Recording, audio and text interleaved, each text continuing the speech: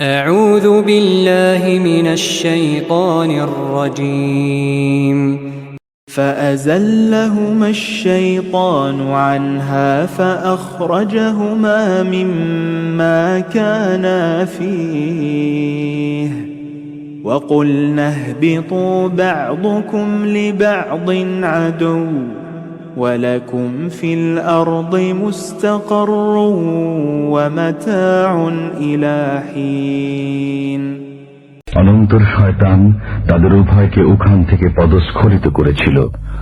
পরে তারা যে সুখ স্বাচ্ছন্দ্যে ছিল তা থেকে তাদেরকে বের করে দিল এবং আমি বললাম, তোমরা নেমে যাও, তোমরা পরস্পর একে অপরের শত্রু হবে এবং তোমাদেরকে সেখানে কিছুকাল অবস্থান করতে হবে ও লাভ সংগ্রহ করতে হবে। فتلقى آدم من ربه كلمات فتاب عليه إنه هو التواب الرحيم অতঃপর হযরত আদম আলাইহিস সালাম স্বীয় পালনকর্তার কাছ থেকে কয়েকটি কথা শিখে নিলেন। অতঃপর আল্লাহ পাক তার প্রতি করুণা ভরে লক্ষ্য করলেন। নিশ্চয় তিনি মহা ক্ষমাশীল ও অসীম দয়ালু। قُلْنَا اهْبِطُوا مِنْهَا جَمِيعًا فَإِمَّا يَأْتِيَنَّكُم مِّنِّي هُدًى فَمَن تَبِعَ هُدَايَ فَلَا خَوْفٌ عَلَيْهِمْ وَلَا هُمْ يَحْزَنُونَ আমি হুকুম করলাম, তোমরা সবাই নিচে নেমে যাও।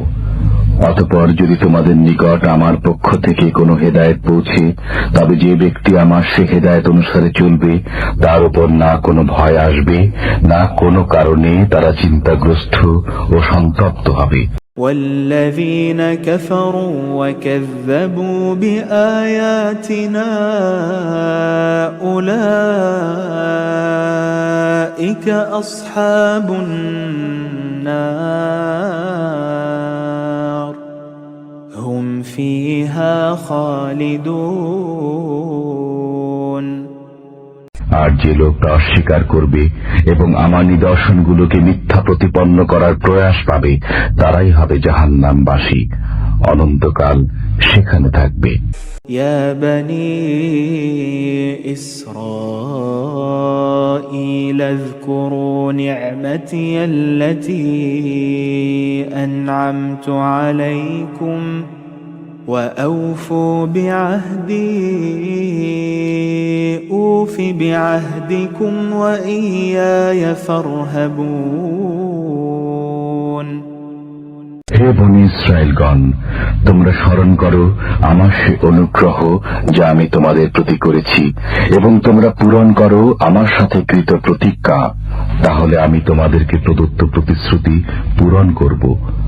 আর ভয় করো আমাকেই। وآمنوا بما أنزلت مصدقا لما معكم ولا تكونوا أول كافر به ولا تشتروا بآياتي ثمنا قليلا وإياي فاتقون আর তোমরা সেই গ্রন্থের প্রতি বিশ্বাস স্থাপন করো যা আমি অবতীর্ণ করেছি সত্য বক্তা হিসেবে তোমাদের কাছে। বস্তুত তোমরা তার প্রাথমিক অস্বীকারী হইও না, আর আমার আয়াতের অল্প মূল্য দিও না, এবং আমার আযাব থেকে বাঁচো।